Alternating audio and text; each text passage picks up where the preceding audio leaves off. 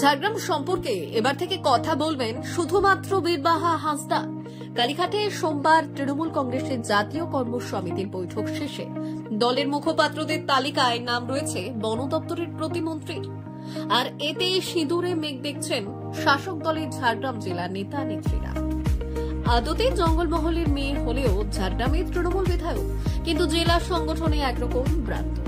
জেলায় দলের কোনো সাংগঠনিক পদে তার নাম নেই, তবে বিধায়ক হিসেবে পদাধিকার বলে রয়েছেন জেলা কমিটিতে। মুখ্যমন্ত্রী মমতা বন্দ্যোপাধ্যায়ের বিশেষ পছন্দের মন্ত্রী বীরবাহা হাঁসদা। ঝাড়গ্রামের বিষয়ে শাসক দলের মুখপাত্রের দায়িত্বভার তাকে দেওয়া ঘিরে বিতর্কও শুরু হয়েছে অরণ্য শহরে। নিন্দুকদের বক্তব্য, নিজের দপ্তর সম্পর্কিত প্রশ্নের মুখোমুখি হলেই সযত্নে তা এড়িয়ে চলে। বিশেষ করে বুনো হাতের তাণ্ডব ঘিরে প্রশ্ন হলেই রীতিমতো ঘোষা হয় বিভাগীয় প্রতিমন্ত্রী।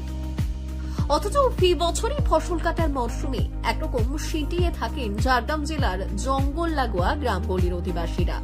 পাকা ধানের ক্ষেতে কখনো একাকী, আবার কখনো জোটবদ্ধভাবে ঢুকে পড়ে বুনো হাতির দল।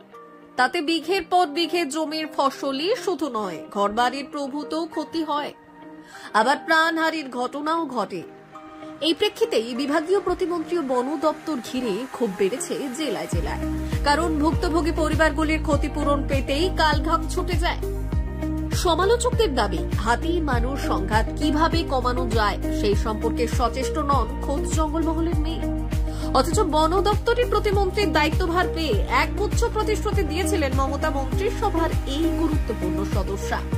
এর ওপর রেশন দুর্নীতি কাণ্ডে বনমন্ত্রী জ্যোতিপ্রিয় মল্লিক গ্রেপ্তার হলে তার অনুপস্থিতিতে প্রতিমন্ত্রী বীরবাহাই দপ্তরের যাবতীয় দায়িত্বভার একার হাতে সামলেছেন। রাজনৈতিক বিশ্লেষকদের বক্তব্য, বিধানসভার উপনির্বাচনগুলিতে শাসক দলের নিরঙ্কুশ জয় রীতিমতো আত্মবিশ্বাসী করে তুলেছে শাসক দলের শীর্ষ নেতৃত্বকে।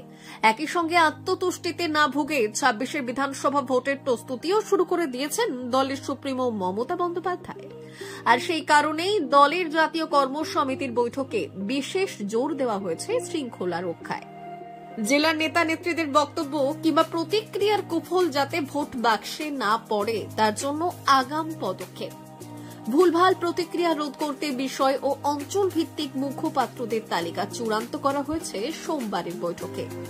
সাঁওতালি সিনেমার একদা মহানায়িকা তথা বন দপ্তরের প্রতিমন্ত্রী বীরবাহাকে সেই কারণেই বেছে নেওয়া ঝাড়গ্রাম সম্পর্কিত বিষয়ে। ব্যুরো রিপোর্ট, আজকের ঝাড়গ্রাম।